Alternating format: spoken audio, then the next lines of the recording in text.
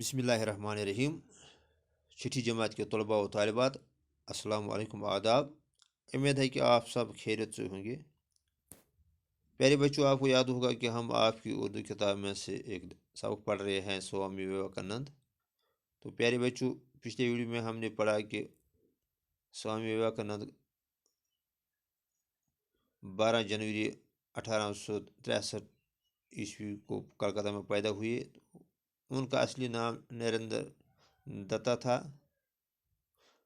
تو ہم نے پڑھا کہ بچپن سے ہی انہیں روحانیت اور خدا شناسی کی طرف رجحان تھا۔ تو آج ہم اس سبق کا اگلا حصہ پڑھتے ہیں، صفحہ نمبر 45 سے۔ سوامی وویکانند کو راما کرشنا مشن کا بانی کہا جاتا ہے۔ تو مشن کہتے ہیں ہم خاص مقصد کو، اور بانی کہتے ہیں ہم بنیاد رکھنے والا۔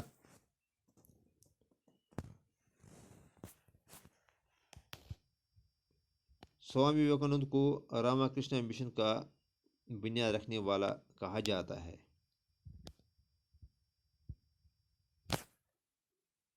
انہیں کی کوششوں سے مغرب دنیا بالخصوص امریکہ اور یورپ کو ویدانت اور یوگا کے ہندوستانی فلسفوں سے شناسائی ہوئی۔ بالخصوص یعنی خاص کر، ویدانت کہتے ہیں ہم ہندو کے فلسفے اور مذہبیات کا نظام جس میں ذات الہی پر بحث کی گئی ہو، اور یوگا کہتے ہیں ہم ایک طریقہ ریاضت، یعنی ہندو مذہب میں ایک طریقہ ریاضت کو ہم یوگا کہتے ہیں، اور فلسفہ کہتے ہیں ہم دانائی کو، حکمت عملی کو۔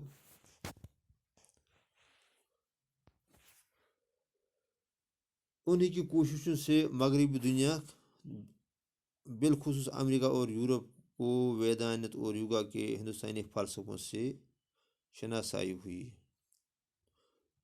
تو شناسائی کہتے ہیں واقفیت، جان پہچان۔ کہتے ہیں کہ سوامی وویکانند کی کوششوں سے مغربی دنیا خاص کر یورپ اور امریکہ کو ویدانت اور یوگا کے ہندوستانی فلسفوں سے واقفیت ہوئی۔ اتنا ہی نہیں، بین المذاہب آگاہی کا بیڑا اٹھانے کا سرا بھی انہی کے سر جاتا ہے۔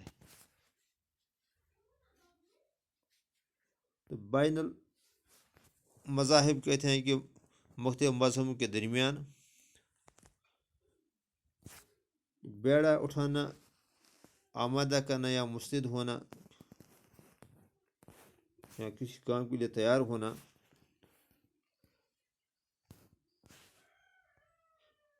کہتے ہیں کہ انہوں نے نہ صرف یورپ کو ہندوستانی فلسفوں سے آگاہ کیا بلکہ مختلف مذہبوں کے درمیان آگاہی کا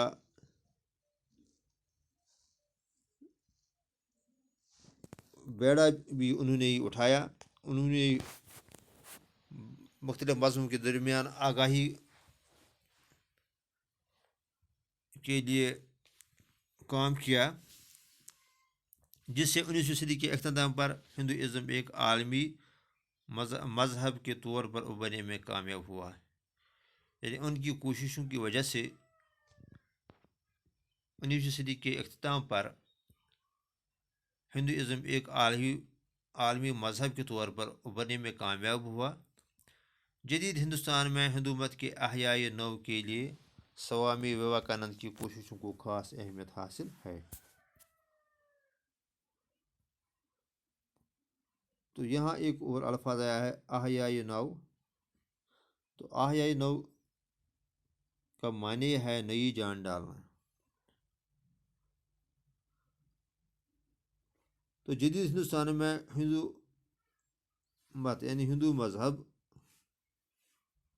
کے آحیائی نو میں یا نئی جان ڈالنے میں سوامی وویکانند کی کوششوں کو خاص اہمیت حاصل ہے. یعنی جدید ہندوستان میں ہندو مت کو نئی جان ڈالنے میں سوامی وویکانند کی کوششوں کو خاص اہمیت حاصل ہے.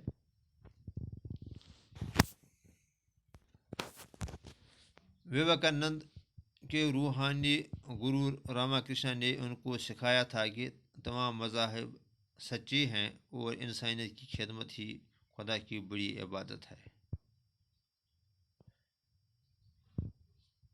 وویکانند کے روحانی گرو راما کرشنا نے ان کو سکھایا تھا کہ تمام مذاہب سچے ہیں، یعنی ہر ایک مذہب سچائی کی تعلیم دیتا ہے اور انسانیت کی خدمت ہی خدا کی بڑی عبادت ہے. یعنی عبادت دو طرح کی ہے، ایک حقوق اللہ یعنی اللہ کے حقوق، دوسرے حقوق العباد جس میں لوگوں کے حقوق ہیں.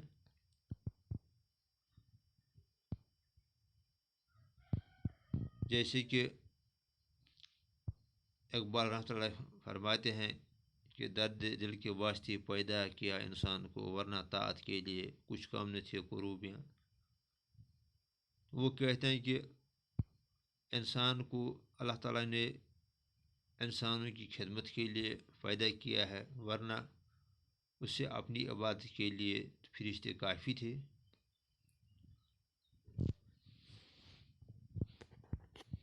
تو سب سے بڑی عبادت ہے انسانیت کی خدمت کرنا، لوگوں کی خدمت کرنا. تو اپنے گرو کی وفات کے بعد وویکانند طویل سفر پر نکلے. طویل کہتے ہیں ہم لمبا.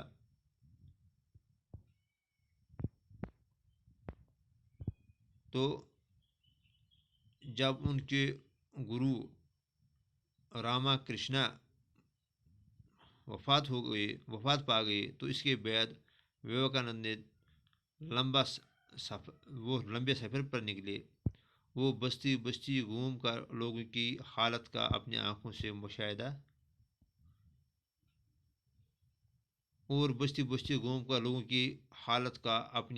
مشاہدہ کیا. مشاہدہ کرنا ہے غور سے دیکھنا یا معائنہ کرنا. تو اس کے بعد وویکانند بستی بستی جگہ جگہ گھومنے گیا اور لوگوں کی حالت اپنے آنکھوں سے دیکھنے کے لیے نکلا. انہوں نے امریکہ اور یورپ کا بھی سفر کیا. وہ امریکہ اور یورپ بھی چلے گئے. وہاں کے لوگوں کے سامنے ہندو مت کا فلسفہ بیان کیا. تو یہاں ایک اور لفظ ہے فلسفہ. تو فلسفہ کہتے ہیں حکمت عملی دانائی. تو وویکانند نے امریکہ اور یورپ کا سفر کیا اور وہاں کے لوگوں کو ہندو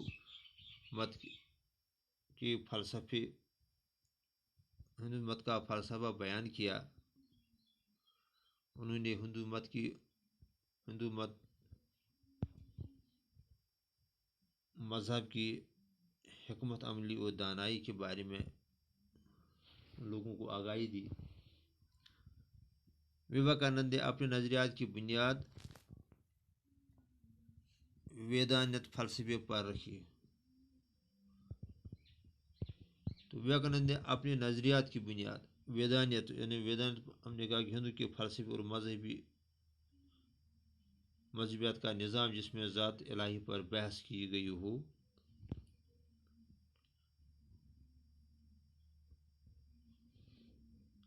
انہوں نے اپنے پیروکاروں کو ہدایت کی کہ وہ پاک دل اور پاک نظر ہو کر رہیں. تو پیروکار کہتے ہیں ہم ماننے والوں کو، پیروی کرنے والوں کو۔ تو جو لوگ سوامی وویکانند کے پیروکار تھے تو انہوں نے ان کو ہدایت دی کہ وہ پاک دل اور پاک نظر ہو کر رہیں، انہیں وہ اپنے دل کو پاک رکھیں اور اپنی نظریں پاک رکھیں اور خود غرضی اور لالچ کو چھوڑ دیں۔ خود غرضی کہتے ہیں کہ اپنے لیے سوچنا، اور لالچ کہتے ہیں حرص کو ہم۔ تو انہوں نے اپنے پیروکاروں کو ہدایت دی کہ وہ خود غرض و لالچ سے پرہیز کریں، وہ ان برائیوں کو چھوڑیں۔ انہوں نے انسان سازی کو اپنا مقصد قرار دیا۔ تو انسان سازی کہتے ہیں کہ انسان بنانا۔ تو انہوں نے اب انسان سازی کو اپنا مقصد قرار دیا۔ تو انہوں نے کہا کہ میں انسانوں میں اصلاح کروں، ان میں برائیاں دور کروں۔ تو انہوں نے اپنی زندگی کا مقصد یہی بنایا، اپنی غیر معمولی صلاحیتوں اور علمی اور عملی سطح پر اپنی بے لوث کوششوں کی بدولت ان کو جدید ہندوازم میں سب سے باعث شخصیت مانا جاتا ہے۔ ان کی غیر معمولی جو صلاحیتیں تھیں اور علمی اور حکمت عملی کی سطح پر جو انہوں نے بے لوث کوشش کی، ان کوشش کی بدولت انہیں ہندو ازم میں سب سے باعث شخص مانا جاتا ہے۔ انہوں نے ہندوستان اور اس سے باہر ہندو مت کے اندر ایک نئی روح پھونک دی۔ نئی روح پھونکنا یعنی نئی جان ڈالنا۔ تو انہوں نے ہندوستان اور ہندوستان سے باہر ہندو مذہب کو ایک نئی جان دے دی، ہندو مذہب میں ایک نئی جان ڈالی۔ انہوں نے ہندو مت کے تمام فرقوں اور دنیا کے تمام مذاہب کو ایک ہی منزل تک پہنچانے والے راستے قرار دیا۔ وہ سمجھتے تھے کہ تمام مذاہب اور ہندو مت کے تمام جو فرقے ہیں وہ سب ایک ہی منزل تک پہنچانے والے راستے ہیں، یعنی سب کا منزل ایک ہے۔ ان کے خطبات پر مشتمل کئی کتابیں منظر عام پر آ چکی ہیں، وہ دنیا بھر میں شوق سے پڑھی جاتی ہیں۔ یعنی خطبات جو انہوں نے خطبات دیے ہیں یا جو واعظ کیے ہیں، ان کے خطبات پر کئی کتابیں مشتمل ہے جو دنیا بھر میں لوگ شوق سے پڑھتے ہیں۔ تو پیارے بھائیو، آپ اس سبق میں کچھ سوالات آتے ہیں تو ان کے جوابات ہم پڑھیں گے۔ پہلا سوال جو ہے، سوامی وویکانند کس شہر میں پیدا ہوئے؟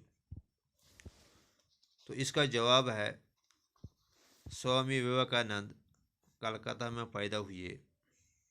دوسرا سوال ہے، سوامی وویکانند کا اصلی نام کیا تھا؟ جواب ہے سوامی وویکانند کا اصلی نام نریندر دتا تھا۔ تیسرا سوال ہے، وویکانند نے سری راما کرشن سے کیا سوال پوچھا؟ اس کا جواب ہے وویکانند نے سری راما کرشن سے پوچھا کہ کیا آپ نے خدا کو دیکھا ہے؟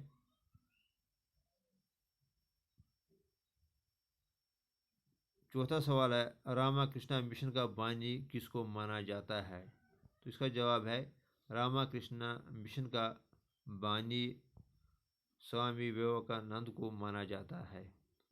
تو پانچواں سوال ہے، وویکانند نے اپنے نظریات کی بنیاد کس فلسفے پر رکھی ہے؟ تو اس کا جواب ہے विवेकानंद ने अपने नज़रियात की बुनियाद वैधानिक फलसफे पर रखी है। शुक्रिया।